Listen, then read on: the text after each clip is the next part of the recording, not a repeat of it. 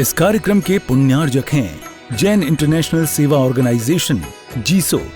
निःशुल्क Jain minority card प्राप्त करने के लिए 9059054563 व्हाट्सएप पर हाय सेंड करें और अपने नाम के साथ निःशुल्क जैन माइनॉरिटी कार्ड अभी प्राप्त करें। कभी आप अनुभव करो,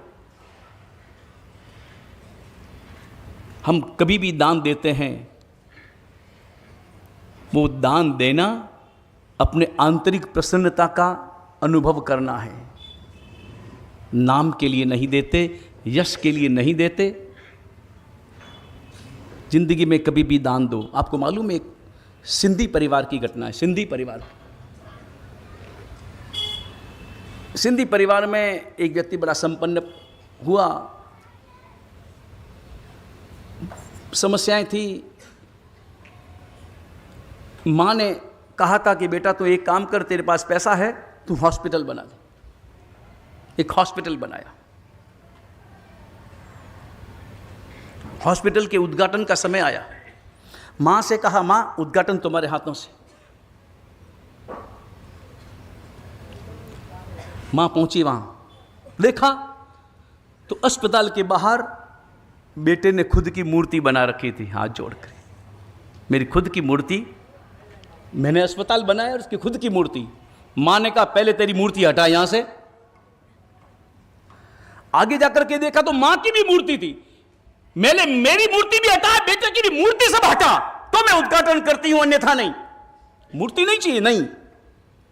और तेरा नाम सामने बड़े अक्षरों में लिखा हुआ नहीं होना चाहिए। जहां पर पांव रख करके आगे जाया जाता, उस सीढ़ी पर तुम्हारा नाम लिखो। सीढ़ी पर नाम लिखो, लोग तुम्हारे नाम पर पांव दे करके जाएं, फिर मैं उद्घाटन करती हूं। नाम के लिए तुमने हॉस्पिटल बनाया है या सेवा के लिए तुमने बनाया है? मन चकित रह गया।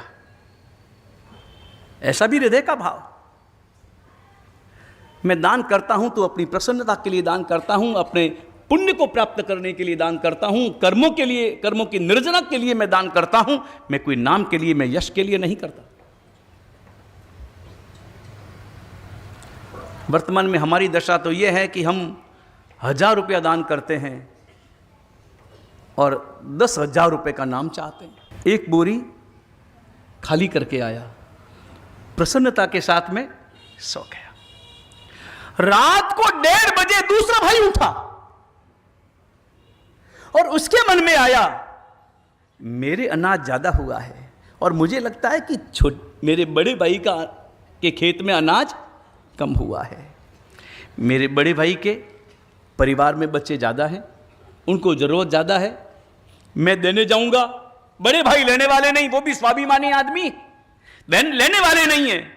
और मैं अपने बड़े भाई की सेवा करना चाहता हूं। बड़े भाई, उसने तुरंत बोली ली, गेहूं डाले, अनाज डाला, पहुंचा खेत में, खाली करके आया, आकर के सो गया। मन आनंदित हो गया। ये 2 घटनाएं, दोनों भाइयों की घटना। एक में दिया, एक में लिया। हालांकि अनाज बराबर, दोनों ही घटनाओं में अनाज बराबर रहा, मगर एक घटना में प्रेम घटा, एक घटना में प्रेम बढ़ा। हमारा नंबर किस में आता है, पहले वाली घटना में या दूसरी वाली घटना में? हमारा नंबर किस में, पहले वाली घटना में या दूसरी वाली घटना में? एक बोरी चला जाए तो क्या फर्क पड़ गया, लेकिन अगर प्रेम बढ़ता है, हृदय का प्रेम बढ़ता है, वात्सल्य बढ़ता है, तो एक बोरी अनाज कुछ भी नहीं है उसके सामने। हृदय का प्रेम बढ़ाना हो तो हमेशा देने का भाव अपने अंतर में रखो, प्रेम देने का भाव अपने अंतर में रखो। 2 भाई बंटवारे की मेज पर बैठे।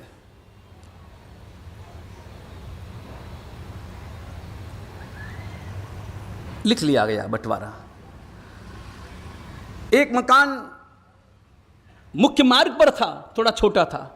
एक मकान थोड़ा अंदर था, लेकिन थोड़ा बड़ा था। एक मकान खुद ने रखा, एक मकान छोटे भाई को।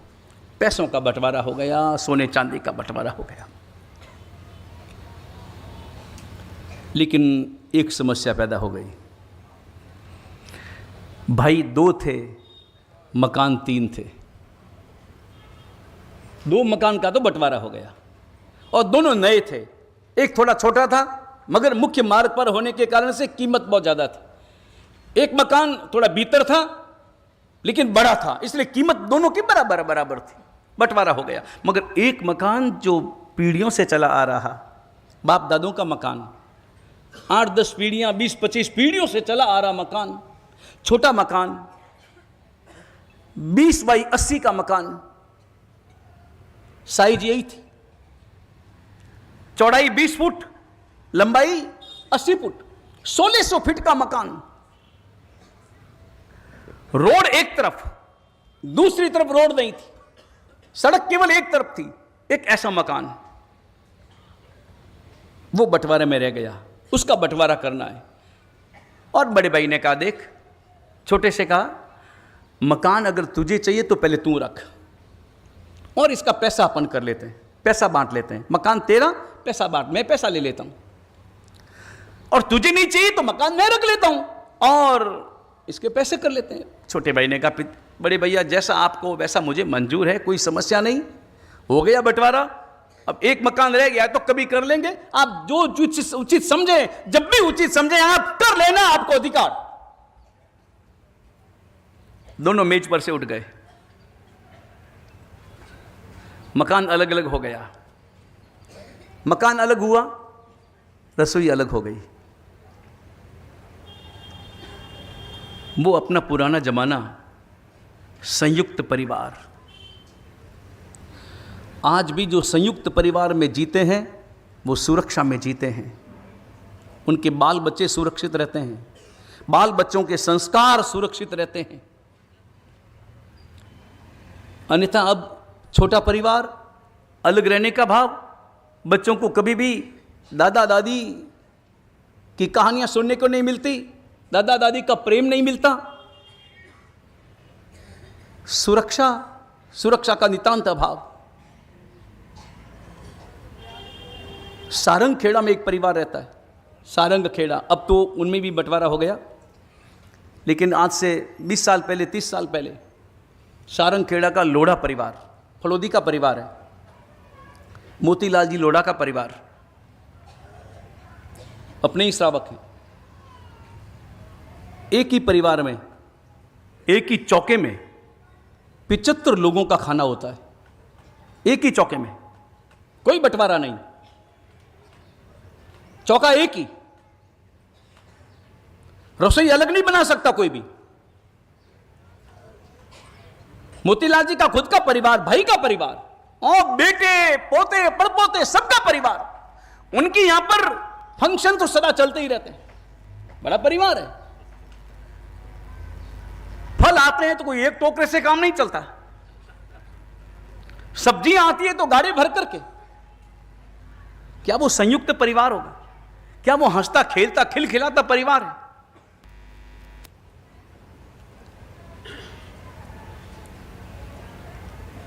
संयुक्त परिवार में रहने की आदत डालो। दोनों परिवार अलग अलग हो गए, बंटवारा हो गया। बंटवारा हो गया और इसका पता पूरी गली वालों को लगा और मोहल्ले वालों को लगा, और कुछ प्रपंच वाले पंचों को लगा। पंच तो बड़ा सम्मानीय शब्द है, लेकिन जो प्रपंच वाले पंच होते हैं उनकी बात अलग है। वो प्रपंच वाले पंचों को लगा इनका बंटवारा हो गया और हमें पूछा भी नहीं गया। हमको अगर पूछा जाता तो कुछ मजा भी आता। मजा तो तब आए जब दो में बंटवारा हो और बंटवारा होने में समस्या पैदा हो और फिर पंच डाले जाएं, और फिर पंच आए, फिर रोज वार्तालाप करे, फिर उनके सामने काजू पिस्ते रखे जाएं, फिर धीरे धीरे वो उनका समाधान करे और पंचों की पूछ हो तो कुछ समझ में आए। अब क्या करना? कुछ लोगों को ये हजम नहीं हुई बात, कुछ लोगों की आदत होती है, वो लोग किसी की प्रसन्नता भी देख नहीं पाते और रात दिन चिंतन ये करते हैं कि उनकी प्रसन्नता में बाधा कैसे डाली जाए। भाई 2, मकान 3, 2 का बंटवारा हो गया, 1 का रह गया। जो ही ये बात उन्होंने सुनी कि 1 का बंटवारा बाकी है, बस बात पकड़ में आ गई। अब देखो क्या होता है, अब हम क्या करते हैं। छोटा भाई जा रहा था सड़क से, परिचित व्यक्ति थे, अड़ोसी पड़ोस में रहने वाले व्यक्ति थे। उसने आकर के कहा कि भाई साहब तुम्हारा बंटवारा हो गया? उसने कहा हाँ बहुत अच्छा हुआ, आपस में बंटवारा कर लिया, किसी को बीच में नहीं डाला, बहुत अच्छा हुआ, बहुत अच्छा किया। लेकिन मैंने सुना है कि 1 मकान का बंटवारा बाकी है। बोले हाँ 1 मकान का बंटवारा बाकी है, वो बड़ा भाई जैसा करेंगे मैं मान लूँगा, मुझे कोई समस्या नहीं है, मकान है, पुराना मकान है, हो जाएगा। बड़ा भाई रखे तो क्या, मैं रखूँ तो क्या। और उसके मन में था कि बड़ा भाई मेरे बड़े हैं, उनको ज़्यादा ज़रूरत होगी, उनके बच्चे बड़े हैं, उनको ज़्यादा ज़रूरत होगी, तीसरे मकान किस लिए वो रखे। और तब उस व्यक्ति ने कहा देख मैं तुम्हें एक बहुत खानगी बात कहना चाहता हूँ, गोपनीय बात है, किसी को कहना मत कि मैंने कहा है, लेकिन मैं तुम्हारा सच्चा हितैषी हूँ और तुम मेरी बात सुनना। और मुझे तो देखो तेरे घर का, तेरे परिवार की पूरी हिस्ट्री का पता है, और पता इसलिए है कि मैं तेरे पिता का दोस्त, मेरे पिता तेरे दादा के दोस्त, मेरे दादा तेरे परदादा के दोस्त, मेरे परदादा तेरे लड़दादा के दोस्त, मेरे लड़दादा तेरे खड़दादा के दोस्त, मेरे खड़दादा तेरे आगे जो भी चढ़दादा बड़दादा जो भी हो उनके दोस्त। पीढ़ियों की अपनी मित्रता है, पारिवारिक संबंध है। और एक बात मैं बताऊं, पीढ़ियों से जो बातें चली आ रही, तुम्हारे परदादा ने मेरे दादा के साथ ऐसी मित्रता थी, तुम्हारे घर की बातें भी तुम्हारे परदादा मेरे दादा को करते थे, तेरे दादा मेरे पिताजी को करते थे, तेरे पिताजी मुझे करते थे। छोटे भाई ने कहा अभी अब जो भी आपको क्या कहना मुझे कुछ समझ में नहीं आता, क्योंकि मैंने कभी पिताजी के साथ आपका वार्तालाप इतना कभी देखा नहीं।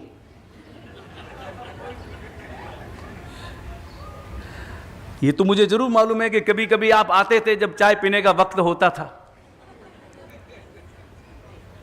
अरे बेटा तुझे क्या मालूम है, तू तो रहता था कॉलेज में, वहीं जाता था पढ़ने के लिए, जाता था कहीं अन्यत्र जाता था, हम दोनों की बड़ी गोपनीय मीटिंग होती थी, तुमको मालूम ही नहीं। और एक बात मैं तुम्हें बताना चाहता हूं, तुम्हें मालूम हो न हो, तुम्हारी 18वीं पीढ़ी के, तुम्हारे दादा के दादा के दादा के दादा के दादा, मतलब तुम्हारी 18वीं पीढ़ी, 18वीं पीढ़ी में तुम्हारे यहां पर जो भुवनपाल जी थे, तुम्हें नाम याद हो कि नहीं हो, मुझे याद है, नाम ही तो बोलना है, कोई भी एक नाम बोल दो, किसको याद है? नहीं, हमें कितनी पीढ़ियों के नाम याद रहते हैं?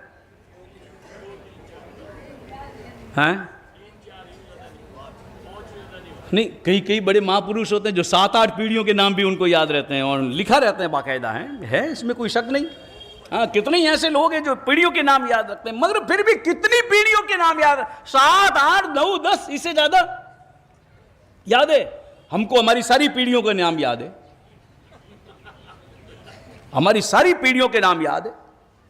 हमारे गुरु कौन, गुरु के गुरु कौन, गुरु के गुरु कौन, ठेठ महावीर स्वामी तक, परमात्मा महावीर से लेकर के आज तक की सारी पीढ़ियों के नाम याद है। आपको क्या याद है? कितनी पीढ़ियों के नाम याद होंगे? आप जब अपनी 7वीं 8वीं पीढ़ी के नाम याद नहीं रखते तो आप भी ये मन में अच्छी तरह से विचार करके रख लेना कि आपकी भी आने वाली बेटा आपका याद रखेगा, पोता आपको याद आधा रखेगा, पड़पोता आपको और ज्यादा कम याद रखेगा, लड़पोता, खड़पोता, धड़पोता, चढ़पोता आपको याद रखने वाला है।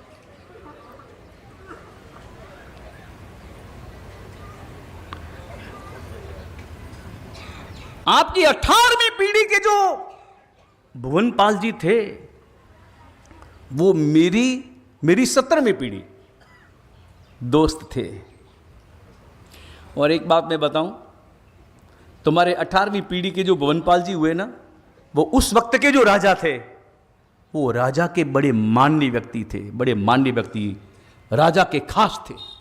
और एक बार इतना अच्छा काम किया था कि राजा ने सोने से भरे हुए 8 घड़े अर्पण किए थे।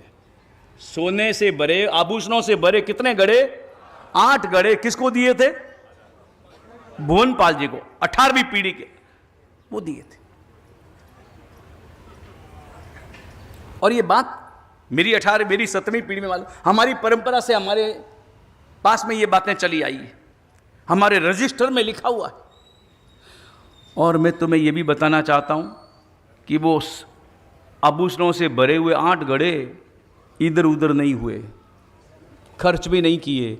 वो 8 घड़े, ये जो तीसरा मकान है ना, जिस मकान का बंटवारा नहीं हुआ, उस मकान में पीछे के हिस्से में डाटे गए, 8.5 फुट गहराई में डाटे हुए। भाई देख, अब मैं तो तुमसे इतना कहना चाहता हूं, तुम्हारे पिताजी मुझसे कहते थे कि मेरे 2 बेटे हैं, दोनों ही बहुत अच्छे हैं, बड़ा बेटा तो बड़ा होशियार है, छोटा बेटा थोड़ा भोला है।